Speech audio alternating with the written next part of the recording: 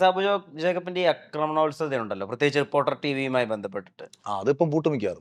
അല്ല, ഞാൻ പറഞ്ഞത് അതിന്റെ യുക്തി എന്താ? അത് യുക്തിയില്ല. അഖിൽമാരൊരു ഉദാഹരണത്തിന് നോക്കൂ. അദ്ദേഹം റിപ്പോർട്ടർ ടിവിയുടെ പല കാര്യങ്ങളും അദ്ദേഹത്തെ വേദനിപ്പിക്കുന്നു, അല്ലെങ്കിൽ അദ്ദേഹത്തിന്റെ തൊഴിലെടുക്കാൻ സമ്മതിക്കില്ല അതേതല്ല എന്ന് പറയുന്ന പ്രധാനപ്പെട്ട കാര്യം അദ്ദേഹത്തെ ഒരു സംരംഭകനാണ്, അതിനുള്ള എല്ലാ സ്വാതന്ത്ര്യങ്ങളും ഹനിക്കപ്പെടുന്നതുകൊണ്ടാണ്. ഇപ്പൊ സാബു ചെയ്യുന്നതും മറ്റൊരു അല്ല രീതിയിൽ റിപ്പോർട്ടർ ടിവിയെ നടത്തിപ്പിച്ചു കൊണ്ടുപോയില്ല എന്ന് പറയുമ്പോൾ അവിടെയും മറ്റൊരു സംരംഭകൻ വേദനിക്കുന്നുണ്ടല്ലോ. എന്റെ പൊന്നു വിഷ്ണു, മയക്കുമരുന്ന് കച്ചവടം ചെയ്യുന്ന സംരംഭകനാ. അതില്ല അല്ലേ? അതില്ല അതില്ല പിന്നെ അതില്ല. കഞ്ചാവ് കച്ചവടം ചെയ്യുന്ന സംരംഭകൻ. നിയമപരമായിട്ടാണ് രണ്ടുപേരും പോകുന്നത്. അങ്ങനെ അവിടെ അങ്ങനെ അങ്ങനെ അവിടെ ഞാൻ പറഞ്ഞു മനസ്സിലാക്ക്. ഇല്ലോജിക്കലായി സംസാരിക്കല്ലേ. അതല്ല, സംരംഭകനെ സപ്പോർട്ട് ചെയ്യാൻ വന്നേക്കുന്നത് കച്ചവടം. ഞാൻ ലോജിക്കലി ഇപ്പൊ നാട്ടിൽ കള്ളക്കടത്ത് നടത്താതെ ജീവിക്കാൻ വയ്യല്ലോ അത് തന്നെ ഞാൻ പറയുന്നത്. അതിപ്പോ കരവന നടത്തുന്ന മറ്റേ സിനിമ കള്ളക്കടത്തുകാർക്ക് ഈ രാജ്യത്ത് ജീവിക്കാൻ പറ്റാത്ത അവസ്ഥ. അതായിരിക്കും ആൻഡോ പറയുന്നത്. ഏതാ റിപ്പോർട്ടറിന്റെ കാര്യം? രാജ്യസുരക്ഷയുടെ ഭാഗമായിട്ട്, ബ്രോഡ്കാസ്റ്റിംഗ് ലൈസൻസിന്റെ ഭാഗമായിട്ട് സെക്യൂരിറ്റി ക്ലിയറൻസ് ഇല്ല. അപ്പം പിന്നെ ചാനൽ നടത്താൻ പറ്റുമോ? അത് പൂർണ്ണമായിട്ടില്ല അന്വേഷണം. ഇതിനകത്ത് ഞാൻ വേറൊരു രസം പറയാം കേട്ടോ. ഞാൻ 2020 ചേരാൻ പോകുന്നു. അപ്പം ഈ റിപ്പോർട്ടർ ചാനലിന്റെ ലോ ഡിപ്പാർട്ട്മെന്റിലെ ഉള്ള ഒരു അഡ്വക്കേറ്റ്, എൻ്റെ അടുത്ത സുഹൃത്തു കൂടിയാണ്. ഇദ്ദേഹം എനിക്കൊരു മെസ്സേജ് അയച്ചു. അഖിൽജി, വളരെ ശ്രദ്ധിക്കണം, ഏത് നിമിഷവും സാബു ജേക്കബിനെ ഞങ്ങൾ പൂട്ടും. അതിനുള്ള കംപ്ലീറ്റ് ഡേറ്റയും റിപ്പോർട്ടറിൻ്റെ കയ്യിലുണ്ട്. അതുകൊണ്ട് ഈ തീരുമാനം വളരെ ശ്രദ്ധിച്ചെടുക്കണം. കാര്യം സാബു ജേക്കബിനെ പൂട്ടിക്കഴിഞ്ഞാൽ പിന്നെ 2020 പ്രശ്നമാവുന്നു, അഖിൽമാരാർക്കും അതുകൊണ്ട് പ്രശ്നമാവട്ടെ. ഒരു സ്നേഹം കൊണ്ടാണ് ഞാനിത് പറഞ്ഞത്. ഞാൻ തിരിച്ചൊരു മെസ്സേജ് അയച്ചു, താമസിയാതെ റിപ്പോർട്ടർ പൂട്ടു, നിങ്ങൾ വേറെ വല്ല കാര്യം നോക്കി പോക്കോ. പൂട്ടുന്ന പ്രശ്നം പറ്റത്തില്ല. അയ്യോ, നീ അത് വലിയ ഇത് മറ്റേതുപോലെ നിസ്സാരമായിട്ട് കാണണ്ട. സെക്യൂരിറ്റി ക്ലിയറൻസ് എന്ന് പറയുന്നത്, സെക്യൂരിറ്റി ക്ലിയറൻസ് എന്ന് പറയുന്നത് വളരെ ഗുരുതരമായിട്ട് ഉള്ള ഒരു പ്രശ്നം. ഒന്നാമത്തെ കാര്യം, ഇത് ആൻഡോയുടെ പേരിൽ ലൈസൻസ് ഇല്ല. ഇത് നികേഷ് കുമാറിന്റെ പേരിലാണ് ഈ ലൈസൻസ് ഉള്ളത്. അദ്ദേഹത്തിന്റെ വൈഫിന്റെയും കൂടെ പേരിലാണ്. അദ്ദേഹത്തിന്റെ വൈഫ് എനിക്ക് തോന്നുന്നു ഇവർക്കെതിരെ നേരത്തെ കേസോ മറ്റോ എന്തോ കൊടുത്തിട്ടുണ്ട്. ആക്ച്വലി റിപ്പോർട്ടർ ചാനലിനകത്തെന്നല്ല, രാജ്യത്തെ ഏത് സിസ്റ്റം, ഇപ്പൊ മീഡിയ വണ്ണിനെതിരെ ഇടയ്ക്ക് ഒരു പ്രശ്നം വന്നില്ലായിരുന്നോ? അതിനെക്കാട്ടിയൊക്കെ 10 ഇരട്ടി ഗുരുതരമാണ്. മീഡിയ വൺ ഒരു പർട്ടിക്കുലർ വാർത്തകൾ റിപ്പോർട്ട് ചെയ്തതിന്റെ ഫലമായിട്ട് പോയൊരു പ്രശ്നമാണ്. ഇത് വേറെ വിഷയമാണ്. ഇത് പ്രവർത്തിക്കാനുള്ള ലൈസൻസും കാര്യങ്ങളും ഇത്രയും കാലവും ഇതൊന്നും ആരും ശ്രദ്ധിക്കാഞ്ഞോണ്ടാ.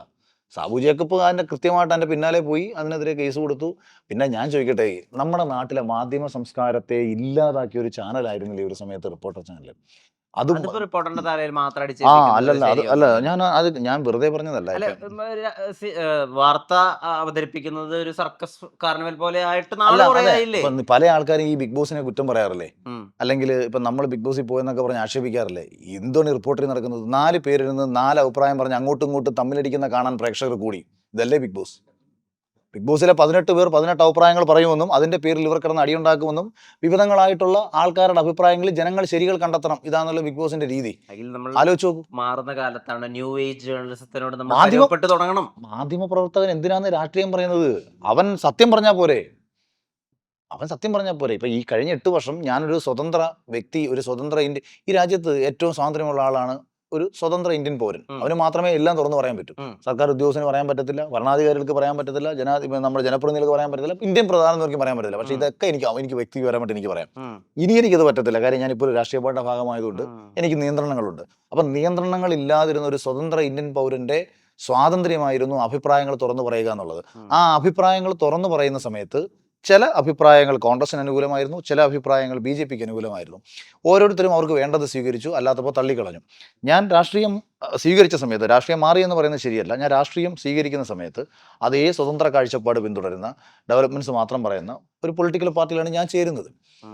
പക്ഷേ എന്താണ് ഒരു പൊളിറ്റിക്കൽ പാർട്ടിയുടെ കാഴ്ചപ്പാടെന്നോ എന്താണ് ഒരു മുന്നണി രാഷ്ട്രീയമെന്നോ മനസ്സിലാക്കാത്ത നമ്മുടെ പുതിയ തലമുറ വെറുതെ നമുക്കെതിരെ വീഡിയോസ് ഇട്ട് ആഘോഷിക്കുന്നു. ബിഗ് ബോസ് 2-3 ദിവസം നിങ്ങൾ കണ്ടിട്ടില്ലേ? അത് വെച്ച് മനസ്സിലാക്കാലോ അഖിൽമാരാ. അങ്ങനല്ല പറഞ്ഞത്. ഞാൻ എൻ്റെ അടുത്ത് ബിഗ് ബോസ് ഗുണം ചെയ്യില്ലേ എന്നൊരു ചോദ്യം ചോദിക്കുന്നു. അപ്പൊ ഞാൻ പറയുന്നു, ഒരു സെലിബ്രിറ്റി വാല്യൂം ഗുണം ചെയ്യില്ല. പക്ഷേ ജനങ്ങൾക്കിടയിലേക്ക് എത്തിച്ചെല്ലാൻ വേണ്ടിയിട്ടും ജനങ്ങൾക്ക് തിരിച്ചറിയാൻ ഈ പോപ്പുലാരിറ്റി നമുക്ക് ഗുണം ചെയ്യും. പിന്നെ ഞാൻ വളരെ കാഷ്വലി പറഞ്ഞൊരു കാര്യമാണ്, 100 ദിവസം ഈ ബിഗ് ബോസിൽ ജനത എന്നെ കണ്ടതാണ്. അവർക്ക് എൻ്റെ നല്ല സ്വഭാവങ്ങൾ അറിയാം, എൻ്റെ മോശ സ്വഭാവങ്ങൾ അറിയാം. എല്ലാം കണ്ട ജനതയ്ക്ക് വളരെ എളുപ്പമാണ് നമുക്കൊരു വോട്ട് കൊടുക്കണോ വേണ്ടയോ തീരുമാനിക്കാൻ. അത് ഞാൻ ചോദിക്കുന്നത്, ഒരു റിയാലിറ്റി ഷോയിലെ പെർഫോമൻസ് ഒക്കെ വോട്ടായി കൺവേർട്ട് ആവും? പെർഫോമൻസ് അല്ലല്ലോ അത്. അതിനകത്ത് ഞാൻ പറഞ്ഞുതരാം. ഇപ്പം ഒരു ജനപ്രതിനിധി ക്യാരക്ടർ അനാലിസിസ് കിട്ടി, അതല്ല ഉദ്ദേശിക്കുന്നത്. നമ്മളിപ്പം പറയാറില്ലേ, ഇവൻ നമ്മളെ നാട്ടിലുള്ള പയ്യനാ, അവനെ ഞാൻ വർഷങ്ങളായിട്ട് കണ്ടുകൊണ്ടിരിക്കുന്ന ചെറുക്കനാ, അവന് ഞാൻ റൂട്ട് കൊടുക്കും എന്ന് പറയുന്ന കണക്ക് 100 ദിവസം 24 മണിക്കൂർ നമ്മളെ കണ്ട ഒരാൾക്ക് നമ്മുടെ ഗുണവും ദോഷവും ഒക്കെ അറിയാം. ഒരു ഫേവറിസം. ഫേവറിസം അല്ലടാ. അപ്പൊ അതായത് നമ്മുടെ വീട്ടിൽ അയൽപ്പക്കത്തുള്ള ഒരു പയ്യനെ നമുക്ക് അറിയാവുന്നത് കൊണ്ടാണല്ലോ അവൻ പഞ്ചായത്ത് തെരഞ്ഞെടുപ്പിൽ മത്സരിക്കുമ്പോൾ നമ്മൾ വോട്ട് ചെയ്യാൻ പോകുന്നത്. അതേ കണക്ക് ഇവ സിനിമയിൽ അഭിനയിക്കുകയാണെങ്കിൽ കഥാപാത്രമായിട്ടല്ലേ പെർഫോം ചെയ്യുന്നത്. ഇത് ഞാൻ അവിടെ അഖിൽമാരാരെന്ന് പറയുന്ന വ്യക്തിയായിട്ടല്ലേ അവിടെ നിൽക്കുന്നത്. ആ വ്യക്തിയുടെ നല്ലതും മോശവും എല്ലാം കണ്ട ജനതയല്ലേ ഇവിടെ ഉള്ളത്. അതായത് എന്താണ് ഒരു രാഷ്ട്രീയ നേതാവിന് വേണ്ട ഗുണം? ഒരു രാഷ്ട്രീയ നേതാവിന് വേണ്ട കുറച്ച് ഗുണങ്ങൾ വിഷ്ണു പറഞ്ഞു. നേതൃത്വ പാഠവും വേണം. ആ നേതൃത്വ പാഠം ഉണ്ടെന്നുള്ള കാര്യം ഞാൻ തെളിയിച്ചു കൊടുത്തിട്ടുണ്ട്. 2 പിന്നെ ആശയങ്ങളെ കൃത്യമായി മനസ്സിലാക്കി അതിൽ നിന്ന് വ്യതിചലിക്കാതെ പ്രവർത്തിക്കാനുള്ള ബോധ്യം ഉണ്ടാവണം. അത് അത്യാവശ്യം മനോഹരമായിട്ട് കമ്മ്യൂണിക്കേറ്റ് ഏറ്റവും ചുരുങ്ങിയ സമയത്തിൽ അതിവേഗം ബഹുദൂരം അതിനെ സാധിക്കണം. അങ്ങനെ ഒരുപാട് അതിനേക്കാൾ എല്ലാം ഉപരി ഒരു രാഷ്ട്രീയ നേതാവിന് വേണ്ടത് ജനത്തിന്റെ മനസ്സ് മനസ്സിലാക്കുക, ഒപ്പം നിന്നൊരു ആവശ്യം തിരിച്ചറിയുക എന്നുള്ളതും അല്ലെങ്കിൽ പറഞ്ഞു പറ്റിക്കാതിരിക്കുക എന്നുള്ള കാര്യങ്ങളുമാണ്. ഇപ്പം നിങ്ങൾ വിഷ്ണു ബിഗ് ബോസ് കണ്ടിട്ടുണ്ടോ എന്ന് എനിക്കറിയില്ല. പക്ഷേ ബിഗ് ബോസിന്റെ ആദ്യത്തെ എപ്പിസോഡ്, അതായത് എനിക്കെതിരെ പുറത്ത് അതിഭീകരമായ ഹേറ്റ് ക്യാമ്പയിൻ നടക്കുന്നു, എന്നെ ആദ്യത്തെ ആഴ്ച തന്നെ പുറത്താക്കുമെന്ന് പറയുന്നു. ഇത് എനിക്ക് ഏറെക്കുറെ അറിയാമല്ലോ. കയറി പോകുന്നതിന് മുമ്പേ നമുക്ക് ഭയങ്കര ഹേറ്റ്. ഞാൻ എൻ്റെ സുഹൃത്തുക്കളോട് നല്ല 20 ദിവസം നിന്നിട്ടുള്ള ശമ്പളം പിടിച്ചിട്ട് വരാമെന്ന് പറഞ്ഞ് പോകുന്ന ആളാണ് ഞാൻ. ഫസ്റ്റ് വീക്കിൽ ആദ്യത്തെ ദിവസം എൻ്റെ കഴുത്തിലാണ് റെനീഷ മാല കൊണ്ടിടുന്നത്, ഒരു ഗുണ്ട് കൊണ്ടിടുന്നത്, ഈ ഗ്രനേഡ് പുറത്താക്കാൻ. അപ്പം നാദറയും ഞാനും തമ്മിലുള്ള ഫസ്റ്റ് ടാസ്ക്, എനിക്ക് വേണമെങ്കിൽ ഞാൻ ജയിച്ച് നാദറെ തോൽപ്പിക്കാൻ ശ്രമിക്കാം. നാദറ എൻ്റെ ഒപ്പം നിന്നപ്പോൾ ഞാൻ നാദറയോട് പറഞ്ഞത്, നമ്മളൊരു ടീമാണ്, പരസ്പരം നമ്മളെ തമ്മിലടിപ്പിക്കാൻ വേണ്ടിയാണ് ബിഗ് ബോസ് പ്ലാൻ ചെയ്യുന്നത്. നമ്മൾ തമ്മിലടിച്ച് ഇല്ലാതാകുകയും ഈ ഗെയിം അവസാനിച്ച്, അതായത് ഒരിക്കലും പൂർത്തീകരിക്കപ്പെടാൻ പാടില്ല, ഈ മതിലൊരിക്കലും പൂർത്തീകരിക്കപ്പെടാൻ പാടില്ല. അതിന് പരസ്പരം തമ്മിലടിക്കണം. ബാക്കി എല്ലാവരും പരസ്പരം തമ്മിലടിച്ചു. തമ്മിലടിക്കാത്ത ഒരേ ഒരു ടീം അഖിൽമാരാരുടെയും നാദറയുടെയും ടീമായിരുന്നു. അതിന്റെ കാരണം തോറ്റു കൊടുക്കാൻ ഞാൻ തയ്യാറായതുകൊണ്ട്. ഞാൻ തോറ്റു കൊടുക്കാൻ ഞാൻ പറഞ്ഞു, നാദറ ഞാൻ തോറ്റു തരാം, പക്ഷെ നമ്മൾ തമ്മിലടിക്കാൻ പാടില്ല, നമ്മളെ ടീം ജയിക്കണം. അപ്പൊ ആ തീരുമാനം ഞാൻ എടുത്തപ്പോൾ എന്റെ ടീം ജയിച്ചു. അപ്പൊ ഈശ്വരൻ എന്ത് തന്നു? എന്നെ ക്യാപ്റ്റൻസിയിലേക്ക് മത്സരിക്കാനുള്ള ഒരു അവസരം തന്നു. കാര്യം നന്മ അവിടെ ജനം തിരിച്ചറിഞ്ഞു. നമ്മൾ ക്യാപ്റ്റൻസി മത്സരിച്ചു, അവിടെ പെർഫോം ചെയ്ത് വിജയിച്ചു. ഹാപ്പി ദാറ്റ് അങ്ങനെ ഒരു ഗെയിം മെട്രിക്സ് മെട്രിക്സ് അല്ല, അത് മൈൻഡ് സെറ്റ് ആണ്. മൈൻഡ് സെറ്റ് ഒപ്പമുള്ള ഒരാളുടെ ബുദ്ധിയൊക്കെ ഉണ്ടെന്ന് ശാഗ്രബുദ്ധിയല്ല. ഞാൻ ബിഗ് ബോസ് കണ്ടിട്ടില്ല. ഞാൻ അതെന്റെ സ്വഭാവമാണ്. അവിടെ നാദറ ജയിച്ചോട്ടെ എന്ന് കരുതുന്നത് എന്റെ സ്വഭാവത്തിന്റെ ഭാഗമാണ്. ഇനി 2 പക്ഷെ ഓരോന്നും ഇറങ്ങാൻ പോകുന്ന ഒരാളെ ആക്ഷേപിച്ച് ഞാൻ ബിഗ് ബോസിൽ സംസാരിക്കില്ല. ഞാൻ അത് വിടുന്നു. ഇനി പ്രായോഗിക രാഷ്ട്രീയത്തിലേക്ക് വരികയാണെങ്കിൽ ഇനി നേരിടേണ്ടി വരുന്നത്, ഇപ്പോ മഴ പെയ്യുന്നു, ക്ലൈമാറ്റിക് ചേഞ്ച് കൊണ്ട് പെട്ടെന്ന് ഒരുപാട് നെൽകർഷകർ പ്രശ്നത്തിൽപ്പെട്ട് ബുദ്ധിമുട്ടി, അവർക്ക് ഇനി എന്താണ് അടുത്ത സഹായം സാമ്പത്തികപരമായി, അല്ലെങ്കിൽ ഈ നെല്ലിനെ എങ്ങനെ സംഭരിക്കണം എന്നൊക്കെ ചോദിച്ചിട്ടായിരിക്കും അഖിലിന്റെ അടുത്തേക്ക് വരിക. അവിടെ ഈ ബിഗ് ബോസും ബോംബും കളിയും ടാസ്കും ഒന്നും ഇല്ലല്ലോ. കൃഷി ചെയ്തിട്ടുണ്ട്, അത് വിടും. ഞാൻ കൃഷി ചെയ്തിട്ടുണ്ട്. എന്നോട് ചോദിക്കുക ഏതൊക്കെ കൃഷി ചെയ്തിട്ടുണ്ട്? ഞാൻ കർഷക ഭവനിൽ ഒരു അല്ല ഞാൻ പറയുന്നത്, അപ്പൊ ഇതിനെയൊക്കെ അഭിമുഖീകരിക്കേണ്ടതിന്, അല്ലെങ്കിൽ നാളെ കുടിവെള്ള പ്രശ്നം വരും, ട്രാഫിക് ബ്ലോക്ക് വരും, ചിലപ്പോ ഒരു കൊലപാതക പരമ്പര വരാം അവിടെയൊക്കെ, അല്ലെങ്കിൽ ചിലപ്പോ ഒരു പെൺകുട്ടി ആക്രമിക്കപ്പെടാം. ഒരു വിഷയം ചോദിക്കും, കൃഷിയുടെ കാര്യം ചോദിച്ചില്ലേ? ഞാൻ സ്വന്തമായി കൃഷി ചെയ്ത, അത് കരിങ്കോഴി കൃഷി ആയിക്കോട്ടെ, ഏത്തവാട കൃഷി ആയിക്കോട്ടെ, വെണ്ട ആയിക്കോട്ടെ, എന്ന് വേണ്ട നെൽകൃഷി ചെയ്യാൻ ഞങ്ങളുടെ നാട്ടിൽ നെൽകൃഷി ചെയ്യാനുള്ള സ്പേസ് ഇല്ല.